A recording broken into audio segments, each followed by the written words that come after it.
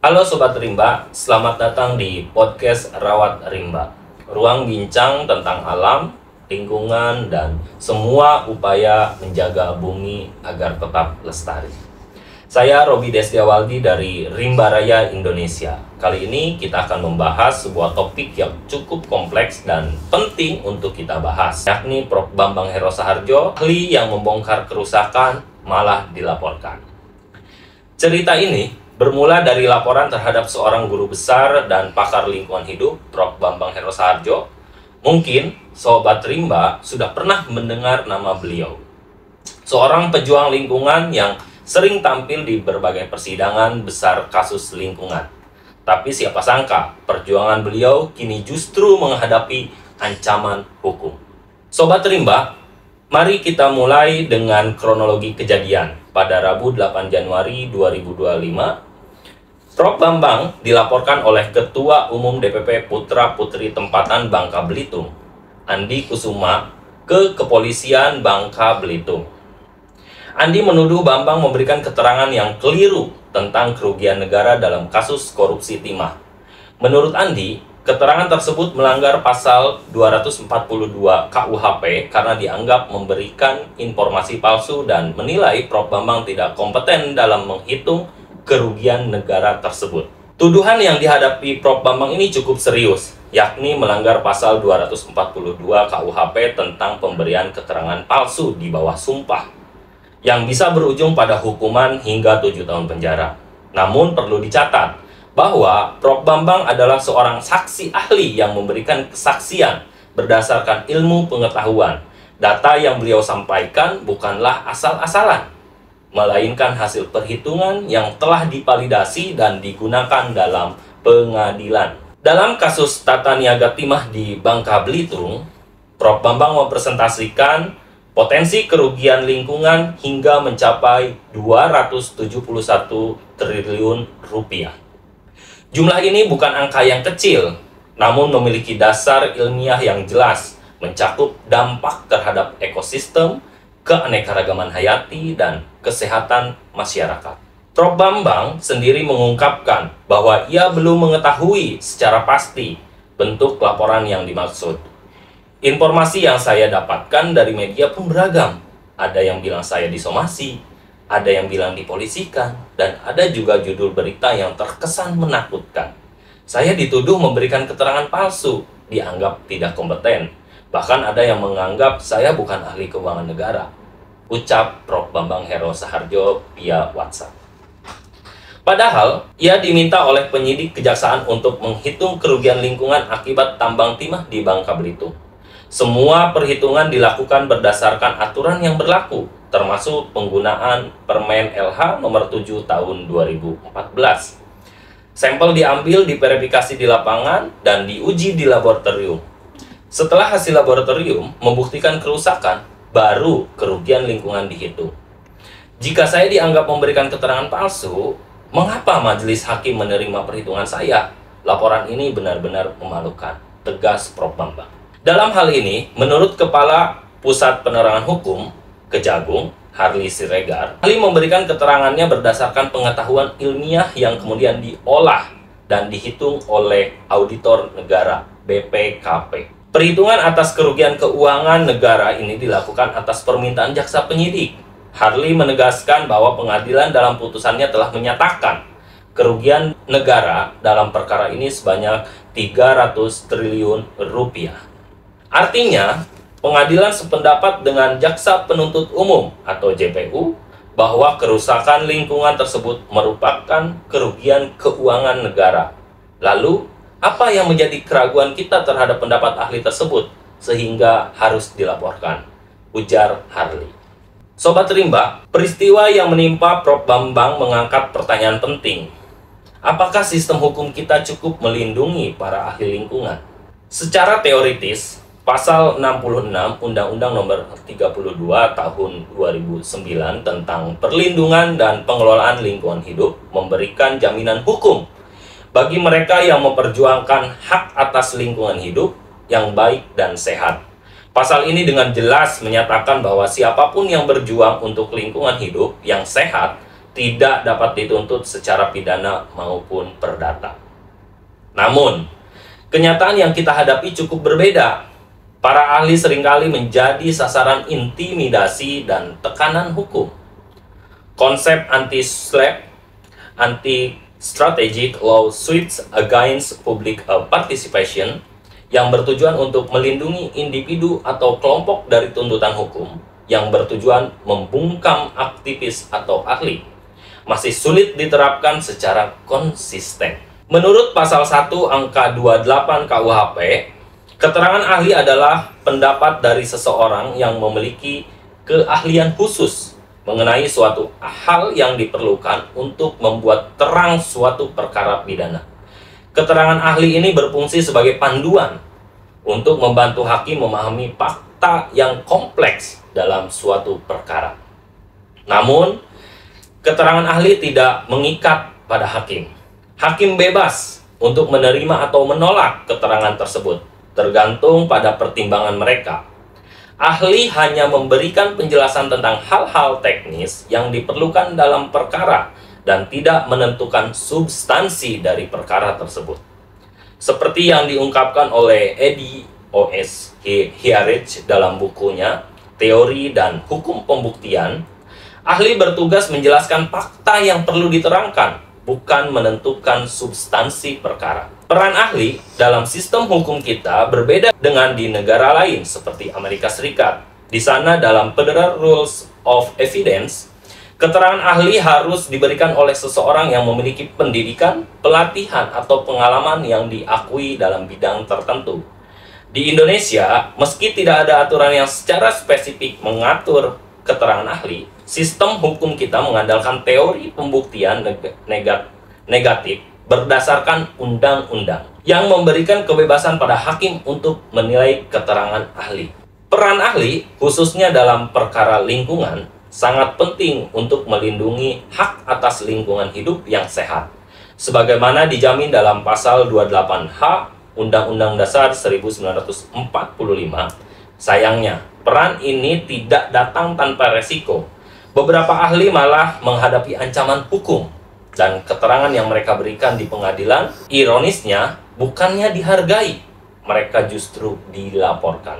Regulasi yang ada, seperti pasal 186 KUHP yang menetapkan keterangan ahli sebagai salah satu alat bukti yang sah, serta Undang-Undang Nomor 32 Tahun 2009 dan Peraturan Menteri Lingkungan Hidup Nomor 7 Tahun 2014 yang memberikan standar perhitungan kerugian lingkungan, seharusnya memberikan perlindungan.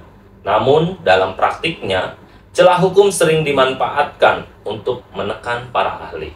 Ancaman ini tidak hanya mengarah pada individu, tetapi juga terhadap integritas sistem hukum kita.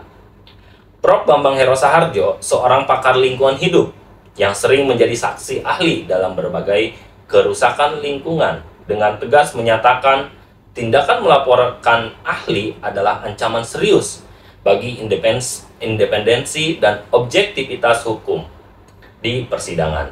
Ini bukan hanya menghambat penegakan hukum, tetapi juga merugikan masyarakat luas yang haknya atas lingkungan hidup dilanggar.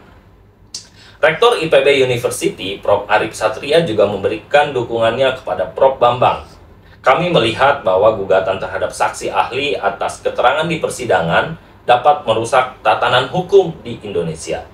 Hal ini tidak hanya menghambat proses keadilan, tetapi juga memberikan dampak negatif pada keberanian para ahli dalam menjalankan tugas mereka. Jadi, bagaimana kita bisa menjaga independensi para ahli, khususnya di bidang lingkungan, agar mereka dapat terus berperan dalam melindungi hak kita semua atas lingkungan hidup yang sehat, sesuai dengan amanat Undang-Undang Dasar 1945. Sobat Rimba, mari kita bicara soal dampak dari keterangan ahli lingkungan. Ketika seorang ahli lingkungan seperti Prof. Bambang memberikan kesaksian, ia bukan hanya untuk membuka fakta kerusakan lingkungan, tetapi juga menegaskan tanggung jawab pelaku untuk memulihkan kerusakan tersebut. Regulasi seperti Peraturan Menteri Lingkungan Hidup Nomor 7 Tahun 2014 telah menetapkan standar perhitungan kerugian lingkungan. Data ini sangat penting dalam proses pengadilan karena memberikan dasar untuk menghitung ganti rugi yang harus dibayar oleh para pelaku. Namun, Sobat Rimba, ada tantangan besar di lapangan. Para ahli sering menghadapi tekanan dari pihak-pihak yang merasa dirugikan. Misalnya, ada yang mencoba mendiskreditkan kredibilitas mereka, bahkan melalui laporan hukum seperti yang dialami oleh Prof. Bambang Heros Saharjo. Jika kita tidak memberikan perlindungan yang cukup, hal ini bisa berdampak besar pada upaya pelestarian lingkungan. Kita butuh lebih banyak orang seperti Prof. Bambang Heros Saharjo yang berani bicara demi keberlanjutan. Pernyataan Prof. Bambang Heros Saharjo tidak akan mempengaruhi komitmen sedikit pun tentang kinerjanya. Sejak tahun 2000, saya sudah berkomitmen untuk mencegah perusakan lingkungan, ucapnya. Lingkungan hidup yang sehat adalah hak konstitusi masyarakat. Kita tidak boleh membiarkan perusak lingkungan dan koruptor hidup mewah di atas penderitaan rakyat. Bagi Prof. Bambang, laporan ini bukan alasan untuk mundur. Sebaliknya, ini menjadi dorongan untuk melawan kebiadaban mereka. Tidak ada kata menyerah, ucap Prof. Bambang. Respon Prof. Bambang terkait adanya laporan hukum, Prof. Bambang menjelaskan bahwa hingga kini ia belum tahu pasti tentang bentuk laporan tersebut, karena informasi yang diterima dari media tidak selalu sinkron. Namun, Prof. Bambang menegaskan bahwa semua yang dilakukannya sesuai dengan prosedur dan peraturan yang ada. Dalam kasus yang sedang berjalan, beliau bersama Prof. Basuki Wasis melakukan verifikasi lapangan dan mengambil sampel sesuai dengan surat tugas dari Dekan Fakultas Kehutanan IPB University. Sampel tersebut kemudian dianalisis di laboratorium sesuai dengan Permen LH nomor 7 tahun 2014. Perhitungan kerugian lingkungan baru dapat dilakukan jika sampel tersebut memastikan bahwa daerah yang dimaksud memang rusak. Prof. Bambang menegaskan bahwa sebagai ahli lingkungan yang ikut serta dalam penyusunan peraturan tersebut, ia tahu persis prosedur yang harus diikuti. Prof. Bambang menambahkan, jika saya dianggap memberikan keterangan palsu, seharusnya majelis hakim tidak menerima perhitungan saya. Faktanya, perhitungan tersebut diterima. Jadi di mana letak kebohongannya? Ini sangat memalukan, ucap Prof. Bambang. Prof. Bambang tetap menegaskan komitmennya terhadap kontribusi menjaga lingkungan. Beliau akan terus memberikan keterangan sebagai ahli dalam kasus-kasus lingkungan. Beliau tetap konsisten dengan apa yang sudah dilakukannya sejak tahun 2000, mencegah perusakan lingkungan untuk menciptakan lingkungan hidup yang lebih baik. Masyarakat berhak atas lingkungan yang sehat sebagai hak konstitusional mereka, dan tidak boleh membiarkan perusak lingkungan hidup mewah di atas penderitaan orang lain. Dengan demikian, Prof. Bambang menunjukkan bahwa meskipun ada tekanan dan tantangan, beliau tetap teguh pada komitmennya untuk melindungi lingkungan hidup. Dengan fokus pada pentingnya integritas dan profesionalisme dalam memberikan kesaksian ahli demi keberlanjutan lingkungan. Nah, Sobat Rimba, apa yang bisa kita pelajari dari adanya kasus ini? Pertama, kita harus mendukung para ahli lingkungan. Jangan biarkan mereka berjuang sendirian. Kedua, kita harus mengawal proses hukum agar berjalan transparan dan adil.